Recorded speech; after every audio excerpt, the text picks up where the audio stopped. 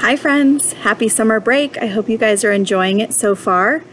Let's see, today is Wednesday, so you've been on break only 3 school days now, but hopefully you've been enjoying yourself so far. I know that we have. We had a very relaxing weekend, and we went to the Children's Museum today, which was great. But I thought I'd pop on and share with you a couple chapters from the Ickabog. If you watch it, great. If you don't, that's okay too. And they will all be up on my YouTube channel, so if you don't watch them now, you can always watch them later if you so choose. So when we left off, Bert had gone to try and join the Ickabog Defense Brigade and had been denied because they realized that if he joined the brigade, then he would quickly realize the lies that were going on and the fact that there wasn't an Ickabog. So we're at chapter 40, Bert finds a clue. When he heard that a mail coach had reached the heart of Showville, Spittleworth seized a heavy wooden chair and threw it at Major Roach's head. Roach, who was far stronger than Spittleworth, batted the chair aside easily enough, but his hand flew to the hilt of his sword, and for a few seconds the two men stood with teeth bared in the gloom of the guard's room, while Flapoon and the spies watched, open-mouthed. "You will send a party of dark-footers to the outskirts of Showville tonight," Spittleworth ordered Roach. "You will fake a raid. We must terrify these people. They must understand that the tax is necessary, that any hardship their relatives are suffering is the fault of the Ickabog, not mine, nor the king's. Go and undo the harm you've done." The furious major left the room, privately thinking of all the ways he'd like to hurt Spittleworth, if given 10 minutes alone with him. "And you," said Spittleworth to his spies, "will report to me tomorrow whether Major Roach has done his work well enough. If the city's still whispering about starvation and penniless relations, well then, we'll have to see how Major Roach likes the dungeons." So a group of Major Roach's dark-footers waited until the capital slept, then set out for the first time to make Showville believe that the Ickabog had come calling. They selected a cottage on the very edge of town that stood a little apart from its neighbors. The men who were most skillful at breaking into houses entered the cottage where, it pains me to say, they killed the little old lady who lived there, who, you might like to know, had written several beautifully illustrated books about the fish that lived in the river Fluma. Once her body had been carried away to be buried somewhere remote, a group of men pressed 4 of Mr. Dovetail's finest carved feet into the ground around the fish expert's house, smashed up her furniture and her fish tanks, and let her specimens die, gasping, on the floor.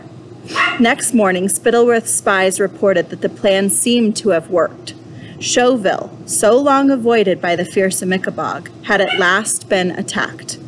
As the dark-footers had now perfected the art of making the tracks look natural and breaking down doors as though a gigantic monster had smashed them in, and using pointed metal tools to mimic tooth marks on wood, the Showville residents who flocked to see the poor old woman's house were entirely taken in.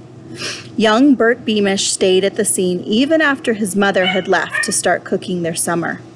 He was treasuring up every detail of the beast's footprints and its fang marks, the better to imagine what it would look like when at last he came face to face with the evil creature that had killed his father, because he'd by no means abandoned his ambition to avenge him. When Bert was sure he had every detail of the monster's prints memorized, he walked home burning with fury and shut himself up in his bedroom, where he took down his father's medal for outstanding bravery against the deadly Ickabog, and the tiny medal the king had given him after he'd fought Daisy Dovetail. The smaller medal made Bert feel sad these days. He'd never had a friend as good as Daisy since she'd left for Pluritania. But at last he thought she and her father were beyond the reach of the evil Ickabog. Angry tears started in Bert's eyes. He'd so wanted to join the Ickabog Defense Brigade. He knew he'd be a good soldier. He wouldn't even care if he died in the fight. Of course, it would be extremely upsetting for his mother if the Ickabog killed her son as well as her husband. But on the other hand, Bert would be a hero like his father. Lost in thoughts of revenge and glory, Bert made to replace the 2 medals on the mantelpiece when the smaller of them slipped through his fingers and rolled away under the bed. Bert lay down and groped for it, but couldn't reach.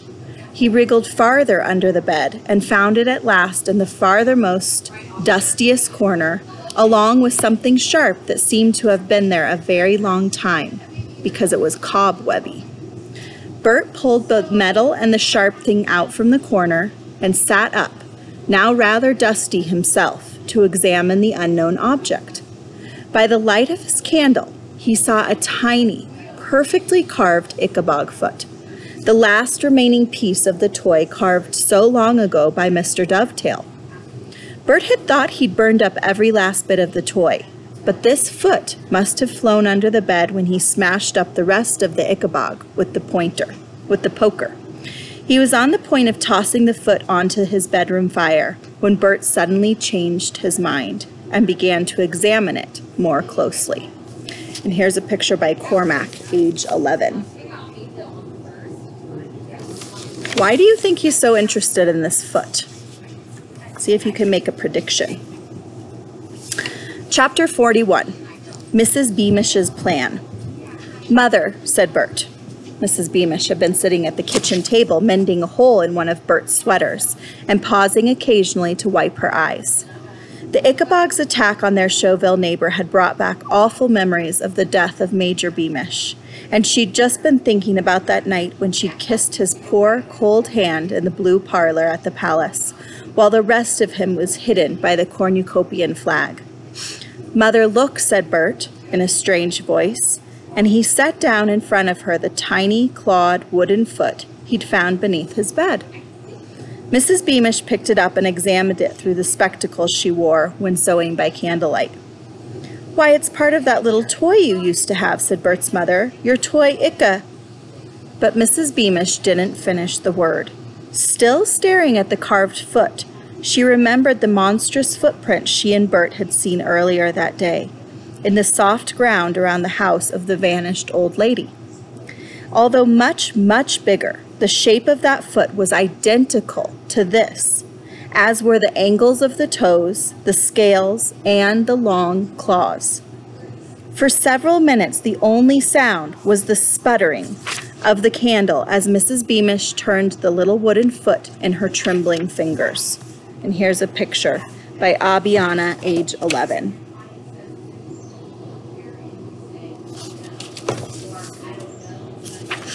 It was as though a door had flown open inside her mind, a door she'd been keeping blocked and barricaded for a very long time. Ever since her husband had died, Mrs. Beamish had refused to admit a single doubt or suspicion about the Ickabog. Loyal to the king, trusting in Spittleworth, she'd believed the people who claimed the Ickabog wasn't real were traitors. But now, the uncomfortable memories she'd tried to shut out came flooding in upon her. She remembered telling the scullery maid all about Mr. Dovetail's treasonous speech about the Ickabog, and turning to see Cankerby, the footman, listening in the shadows. She remembered how soon afterward the Dovetails had disappeared. She remembered the little girl who'd been jumping rope wearing one of Daisy Dovetail's old dresses, and the bandelore she'd claimed her brother had been given on the same day. She thought of her cousin Harold starving, and the strange absence of mail from the north that she and all her neighbors had noticed over the past few months. She thought, too, of the sudden disappearance of Lady Eslanda, which many had puzzled over. These and 100-odd other happenings added themselves together in Mrs. Beamish's mind as she gazed at the little wooden foot. And together they formed a monstrous outline that frightened her far more than the Ickabog. What, she asked herself, has really happened to her husband up on that marsh? Why hadn't she been allowed to look beneath the flag covering his body? Horrible thoughts now tumbled on top of one another as Mrs. Beamish turned to look at her son and saw her suspicions reflected in his face. "The king can't know," she whispered. "He can't. He's a good man." Even if everything else she'd believed might be wrong, Mrs. Beamish couldn't bear to give up her belief in the goodness of King Fred the Fearless. He'd always been so kind to her and Bert. Mrs. Beamish stood up, the little wooden foot clutched tightly in her hand, and laid down Bert's half-darned sweater. "I'm going to see the king," she said, with a more determined look on her face than Bert had ever seen there. "Now?" he asked, looking out into the darkness. "Tonight," said Mrs. Beamish, "while there's a chance neither of those lords are with him. He'll see me. He always liked me." "I want to come too," said Bert, because a strange feeling of foreboding had come over him. "No," said Mrs. Beamish. She approached her son, put her hand on his shoulder, and looked up into his face. "Listen to me, Bert. If I'm not back from the palace in 1 hour, you're to leave Chauville, head north to Jeroboam, find Cousin Harold, and tell him everything." "But," said Bert, suddenly afraid. "Promise me you'll go if I'm not back in 1 hour," said Mrs. Beamish fiercely. I will," said Bert. But the boy who'd earlier imagined dying a heroic death and not caring how much it upset his mother was suddenly terrified. "Mother," she hugged him briefly, "you're a clever boy. Never forget you're a soldier's son, as well as a pastry chef's." Mrs. Beamish walked quickly to the door and put on her shoes. After one last smile at Bert, she slipped out into the night. All right, I'm going to pause there if I can find my mouse. I want you to think about how sorry about the dogs next door, when bad things happen to good people, how it's really easy for people to just ignore the signs instead of realizing that bad things are happening. Think of all the things that Mrs. Beamish and Bert and all the other residents of Chauville have ignored instead of taking them as signs, and they've chosen to keep thinking that everything is normal. So it's interesting. All right, until next time, see ya.